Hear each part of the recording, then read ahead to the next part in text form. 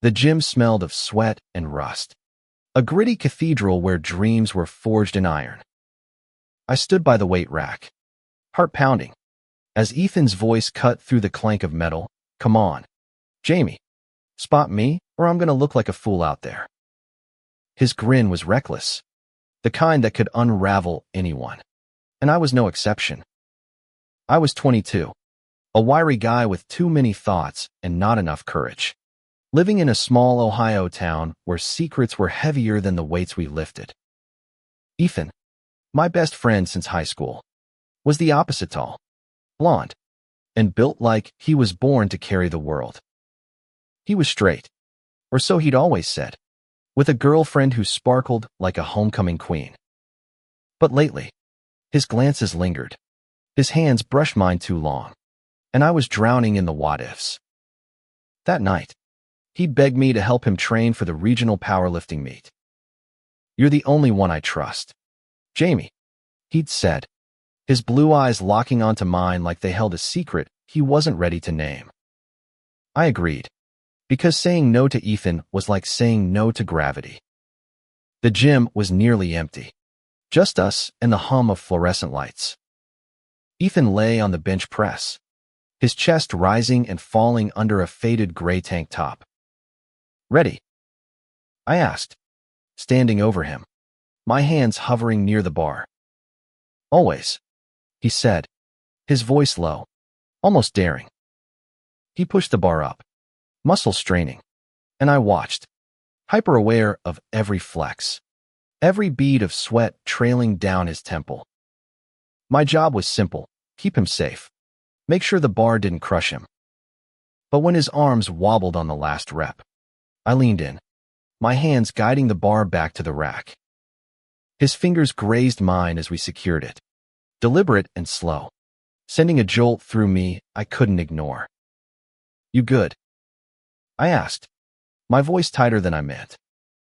He sat up, too close, his knee brushing mine. "Yeah, thanks to you." His smile was soft, unguarded, and for a moment, the world narrowed to just us two guys in a gym, caught in something neither of us could name. I'd known I was gay since I was 15, but Ethan was my blind spot. He was the guy who'd punched a bully for calling me a slur, the one who'd shared his beer with me on rooftops under starlit skies. He was straight, untouchable, and yet here he was, touching me like he meant it. "Again?" he asked, but his eyes weren't on the bar. They were on me, searching, and I wondered if he saw the way my breath hitched. We moved to squats, and I stood behind him, hands ready to catch the bar if he faltered. His form was perfect, but he kept glancing back, like he needed my approval. "Am I doing this right?" he asked, his voice teasing but his gaze heavy. "You're killing it," I said, forcing a laugh to mask the heat creeping up my neck. But then he stumbled slightly, and my hands shot to his waist to steady him. His skin was warm through his shirt, and he didn't pull away. Instead, he leaned back, just enough for our shoulders to brush, and my heart slammed against my ribs. "Careful," I murmured, but the word felt like a plea. He turned, our faces inches apart. "You're always saving me, Jamie." His voice was barely a whisper, and I couldn't tell if it was gratitude or something more. That night, as we left the gym, the Ohio air was crisp, carrying the scent of autumn leaves. Ethan slung his arm around my shoulders, a casual move he'd done 100 times, but this time it felt different weighted, like a question. "You're coming tomorrow, right?" he asked. "Wouldn't miss it," I said, my voice steady despite the chaos in my chest. As he drove off in his beat-up truck, I stood under the streetlight, replaying every touch, every glance. Ethan was my best friend, my straight best friend, but the way he'd looked at me tonight wasn't friendly. It was something else, something dangerous and alive, and I wasn't sure I could survive it.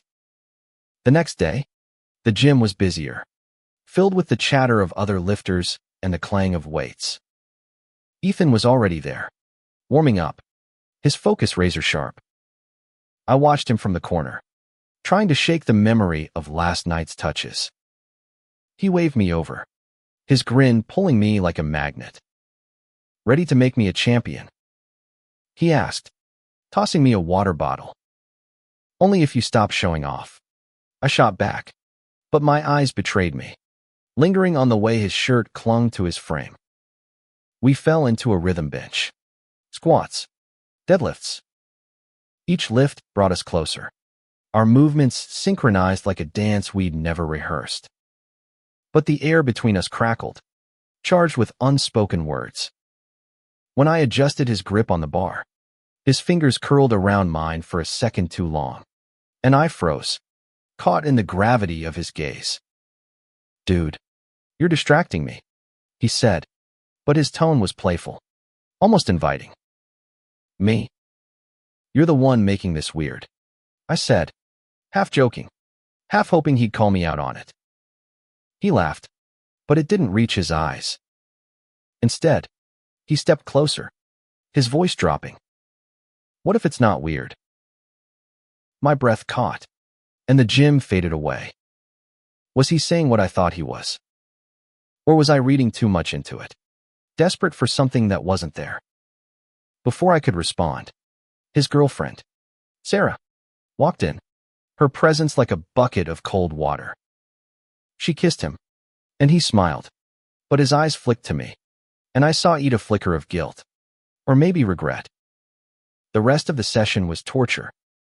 Sarah stayed, cheering him on, and I was relegated to the sidelines, the third wheel in a story I didn't belong in.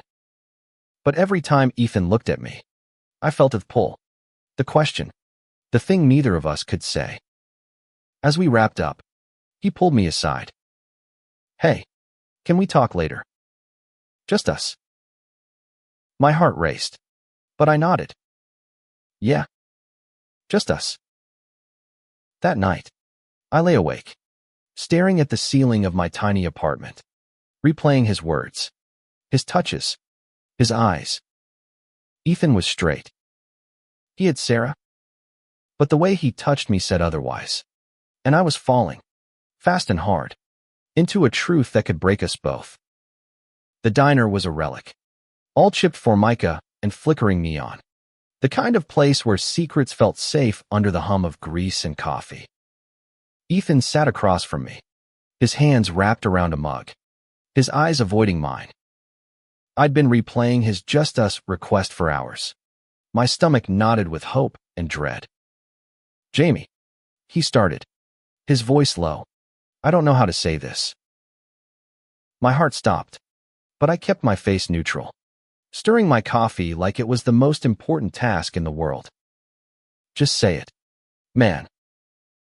He leaned forward, elbows on the table, and the air between us felt thin, like we were standing on the edge of something irreversible. "You ever feel like you're not sure who you are anymore?" I swallowed hard, the question hitting too close to home. "All the time," I admitted, my voice barely above a whisper. He nodded, like he'd expected that, and his fingers tapped the mug, restless. "I've been thinking about you. A lot." The words landed like a punch, stealing my breath. I wanted to ask what he meant, to demand clarity, but fear glued my tongue to the roof of my mouth. Ethan was straight. He'd dated Sarah for 2 years, paraded her around like a trophy. But here he was, in a diner at midnight, looking at me like I was the only person in the world. Thinking how? I managed, my voice cracking. He ran a hand through his blonde hair, frustration etching lines into his face. "I don't know. Okay. It's you. The way you're always there. The way you get me. It's messing with my head." I wanted to reach across the table, to touch him, to tell him I'd been messed up for years because of him. But I didn't. Instead, I said, "You've got Sarah?" His jaw tightened, and he looked away, out the window at the empty street. "Yeah." I do. The silence stretched, heavy and suffocating. I wanted to scream, to shake him, to ask why he kept touching me like he did, why his eyes lingered like they held a promise. But I just sipped my coffee, letting the burn ground me. Training tomorrow? I asked, changing the subject to save us both. He nodded, relief flickering in his eyes. Yeah. Same time. The gym became our battleground, a place where we could pretend everything was normal while the tension between us grew like a storm. Each session was a tightrope walk, his hands brushing mine, his breath warm against my neck as I spotted him, his laughter too bright when I teased him. I was falling, and he was letting me, but neither of us dared name it. One evening, as we racked the weights, he grabbed my wrist, his grip firm but not rough. "You're good at this, you know," he said, his thumb brushing the inside of my wrist, keeping me steady. My pulse raced under his touch, and I pulled away, pretending to adjust the bar. "It's just spotting. Ethan. Don't get soft on me." He laughed, but it was hollow, and his eyes held that same searching look, like he was trying to solve a puzzle I didn't understand. Sarah started showing up more, her presence a reminder of the line I couldn't cross. She'd sit on a bench, scrolling her phone, oblivious to the way Ethan's gaze flicked to me when he thought she wasn't looking. I hated her for it, then hated myself for hating her. She was kind, oblivious, and didn't deserve my resentment. But every time she kissed him, it felt like a knife twisting in my chest. One night, after she left early, Ethan lingered, wiping down equipment with a focus that felt forced. "You ever think about leaving this town?" he asked suddenly. I shrugged, tossing a towel over my shoulder. "Sometimes." "You?" He paused, his hands stilling. "Yeah. Somewhere I could figure things out." "Like what?" I pressed, my heart pounding. He looked at me then, his blue eyes raw and unguarded. "Like who I'm supposed to be." I wanted to ask what he meant, to push until the truth spilled out. But the gym door swung open, and another lifter walked in, breaking the moment. Ethan clapped me on the shoulder, his touch lingering, and said, "See you tomorrow." I watched him leave, my mind a tangle of hope and fear. He was straight, I told myself. He had to be. But the way he touched me, the way he looked at me, said otherwise, and I was starting to believe it. The powerlifting meet was a week away, and Ethan was a live wire, his energy spilling over in every lift. The gym was our sanctuary, but it was also a cage, trapping us in this unspoken dance. I was his spotter, his anchor, but every touch felt like a spark, threatening to ignite something we couldn't control. "Push it, Ethan," I called as he strained under a deadlift, his face red with effort. I stood behind him, ready to catch the bar, my hands inches from his. When he dropped it, the clang echoed, and he turned, grinning, his chest heaving. "Did you see that?" he said, stepping close, his hand brushing my arm. "Personal best. Thanks to you." I forced a smile, my skin tingling where he'd touched me. "You're welcome, champ." But the moment didn't last.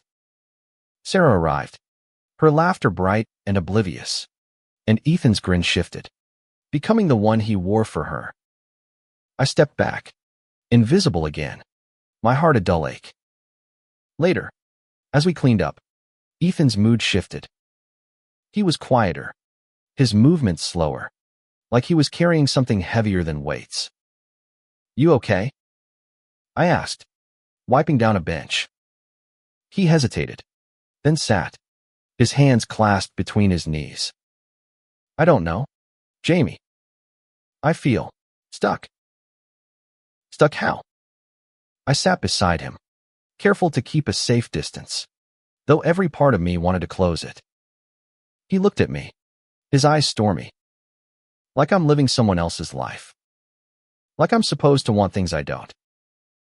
My breath caught, but I kept my voice steady. What do you want, Ethan? He didn't answer, just stared at the floor, his jaw tight. Then, slowly, he reached out, his hand resting on mine. It wasn't a casual touch, not a bro move. It was deliberate, warm, and it sent my heart into overdrive. Ethan, I started, but he shook his head. Don't, he said softly. Not yet. I pulled my hand away, the air between us thick with what we weren't saying. He stood, grabbing his bag, and left without another word, leaving me alone with the echo of his touch. The next day, he was different, distant, his smiles forced.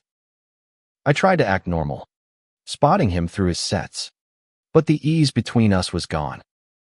Sarah wasn't there, but her shadow was, and I wondered if he'd told her something, if he'd pulled back because of her. After the session, he lingered by the lockers, his bag slung over his shoulder.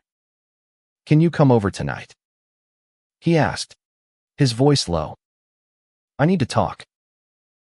My stomach flipped, but I nodded. Yeah, I'll be there. His apartment was a mess of gym clothes and takeout containers, a bachelor pad that screamed Ethan. He handed me a beer, and we sat on his couch, the TV humming in the background.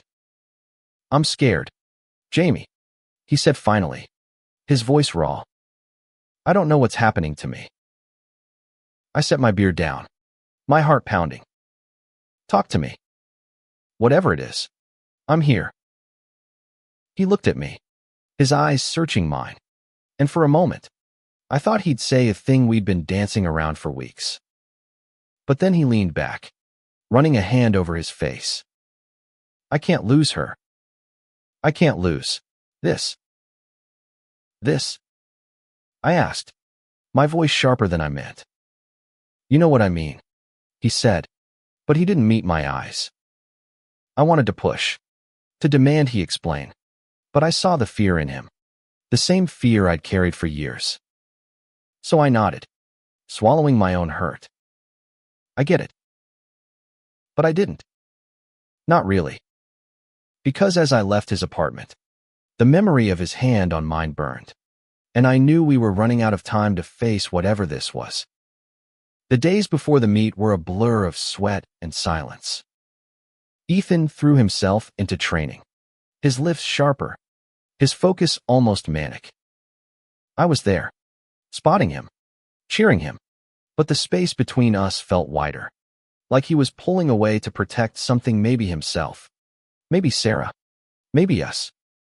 One night, as we walked to his truck, he stopped, his breath visible in the cold Ohio air. I'm sorry, he said, his voice barely audible. For what? I asked, though I knew. For making this complicated. He looked at me, his eyes raw. I don't know what I'm doing, Jamie. But I know I don't want to lose you. My heart ached, torn between hope and frustration. You're not losing me, I said, but the words felt hollow. Because I was losing him to Sarah, to his fear, to the life he thought he was supposed to live. He stepped closer, his hand brushing my arm, and for a moment, I thought he'd kiss me. But he didn't. He just stood there, his breath mingling with mine, and then he turned away, climbing into his truck without another word. The meet was chaos, a sea of lifters, coaches, and spectators crammed into a community center that smelled of chalk and adrenaline. Ethan was in his element, his name on the leaderboard, his lifts drawing cheers. I stood in the crowd, my chest tight with pride and something deeper, watching him shine. Sarah was there, her arm linked with his between rounds, her smile bright and possessive. But when Ethan stepped onto the platform, his eyes found mine, and for a second, the world stopped. He nodded, A small gesture just for me, and I knew I'd follow him anywhere. His final lift was a squat, heavier than he'd ever attempted. I stood behind the platform, not spotting this time, just watching, my heart in my throat. He lowered himself, muscles trembling, and then pushed up, the bar bending under the weight. The crowd roared as he racked it, and I clapped, my hands shaking. Afterward, he found me in the chaos, his face flushed with victory. "I did it," he said, pulling me into a hug. It was quick, public, but his hands lingered on my back, and I felt the truth in them, the thing he couldn't say. Sarah joined us, her arm around his waist, and I stepped back, the moment slipping away. But as they walked off, Ethan looked back, his eyes holding mine, and I knew this wasn't over. That night, he texted me, "Meet me at the diner." Please. I went, because I always would. He was already there, alone, his hands wrapped around a coffee mug like it was an anchor. "I broke up with Sarah," he said, before I could even sit down. My heart stopped. "Why?" He looked at me, his eyes steady for the first time in weeks. "Because I'm tired of lying to myself." The diner was quiet, the kind of quiet that amplifies every word, every breath. Ethan's confession hung between us, heavy and fragile, like a glass sculpture waiting to shatter. I sat across from him, my hands clenched under the table, afraid to move, afraid to hope. "Lying about what?" I asked, my voice barely steady. He leaned forward, his eyes locked on mine, and I saw the storm in them: fear, longing, resolve. About what I want. About who I want. My breath caught, and the world tilted. "Ethan, don't say that unless you mean it." "I mean it," he said, his voice firm. "I've been fighting this for so long, Jamie. But every time I'm with you, it's the only time I feel real." I wanted to believe him, but years of hiding my own truth had made me cautious. "What about Sarah? What about everything?" He shook his head, his hands reaching for mine across the table. "Sarah's great, but she's not you. I thought I could keep pretending, but I can't. Not anymore." His fingers were warm, grounding, and I let myself hold on, just for a moment. "What are you saying?" "I'm saying I'm scared as hell," he admitted, a small laugh breaking the tension. "But I'm done running. I want to figure this out. With you." The words were everything I dreamed of, but they came with a weight I hadn't expected. Ethan wasn't just my best friend anymore. He was a question mark, a risk, a leap I wasn't sure I could take. We didn't go back to the gym for a few days. Instead, we walked, talked, sat in his truck under the stars, piecing together what this meant.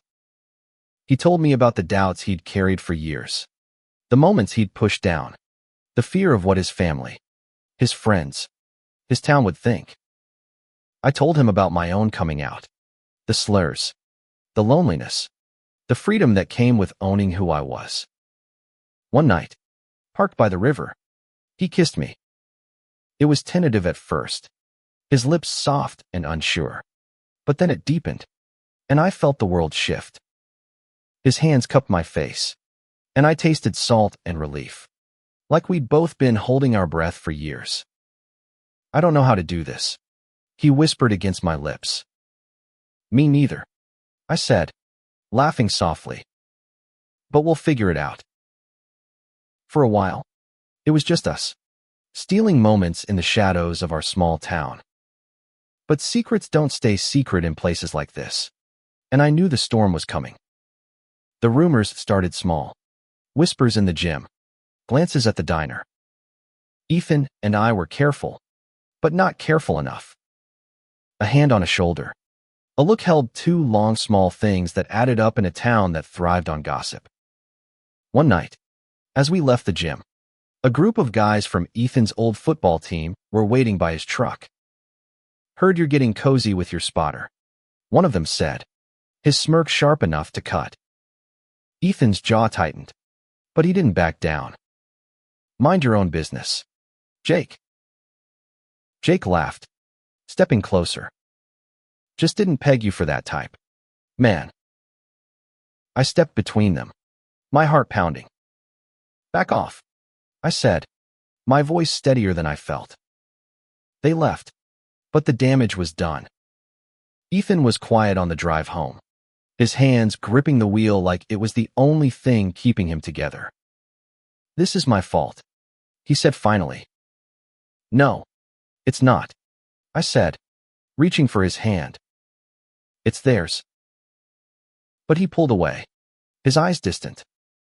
"I don't know if I can do this, Jamie. Not here." The words stung, but I understood. I'd faced the same fear, the same hate.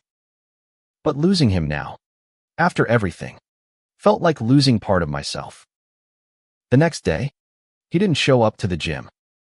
I texted, called, but he didn't answer. Panic clawed at me, and I drove to his apartment, banging on the door until he opened it.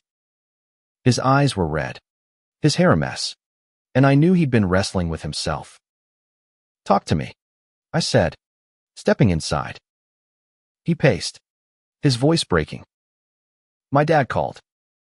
Someone told him. He said I'm not his son if I'm like this." I reached for him, but he flinched. "Ethan, you don't have to do this alone." "But I am alone," he snapped, then softened, his eyes glistening. "I'm not like you, Jamie. I'm not brave." "You're braver than you think," I said, my voice steady. "You're here, aren't you?"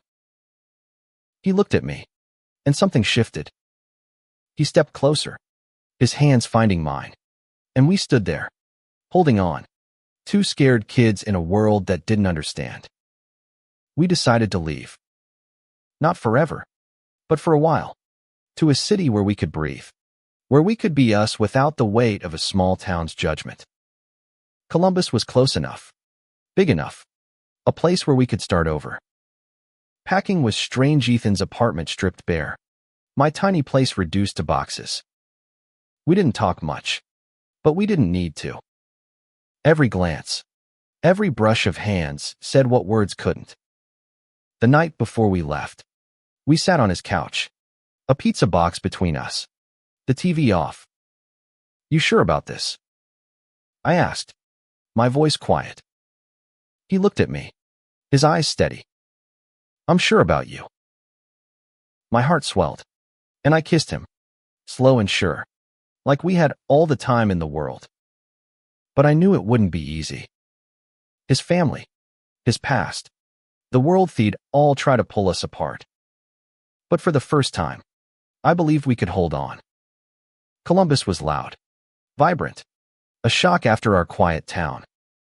We found a small apartment, a gym where no one knew us, a life where we could be together without hiding. Ethan started training again, not for a meet, but for himself. I watched him grow, not just in strength, but in confidence, in the way he owned who he was. One night, as we lay in bed, the city lights filtering through the window, he turned to me. "I love you, Jamie," he said, his voice soft but sure. I froze, the words sinking in, warm and heavy. "I love you too," I said, and for the first time, I wasn't afraid. Life in Columbus wasn't perfect.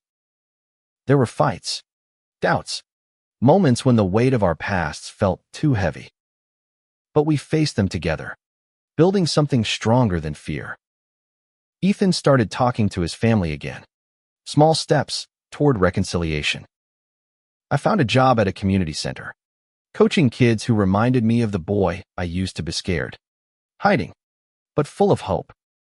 One evening, we went back to the gym where it all started, a visit to tie up loose ends. The place hadn't changed, but we had. Ethan lifted, and I spotted him.